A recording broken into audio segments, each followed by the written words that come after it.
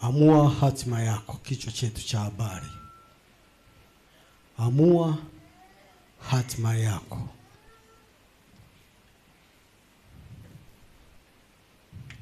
Basi tunawakaribisha waumini wetu popote pale walipo, wanapotuangalia kutoka mahali popote katika uso huu wa dunia, ambaye ni Mungu wetu ametupendelea kwa kipindi hichi na majira haya sisi kuwepo. Wako waliopita wengi na watakao kuja wengi, lakini majira haya ni ya kwetu. Bwana Yesu asifiwe.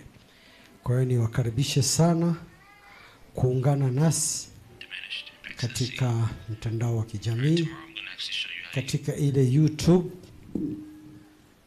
Facebook na mitandao mingine ambayo mtaiona katika matangazo yetu. Bwana Yesu asifiwe sana. Amua hatima yako kutoka kwenye hofu hadi uhuru wa milele. Kutoka kwenye hofu hadi uhuru wa milele. Bwana Yesu asifiwe. Jumanne iliyopita tuliona kuwa mawazo yako huamua mwelekeo wa maisha yako. Sisi tunakumbuka hilo Mawazo yako huamua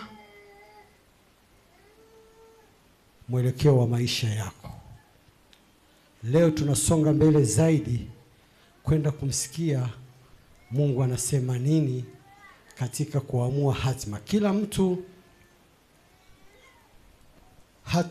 mtu ambaye Mungu amempa uwezo wa kufikiri na kutafakari, hatima yake iko mkononi mwake. Ndiyo maana kwamba Mungu huwa haingilii maamuzi yako, lakini anachokifanya Mungu ni kujaribu kukueleza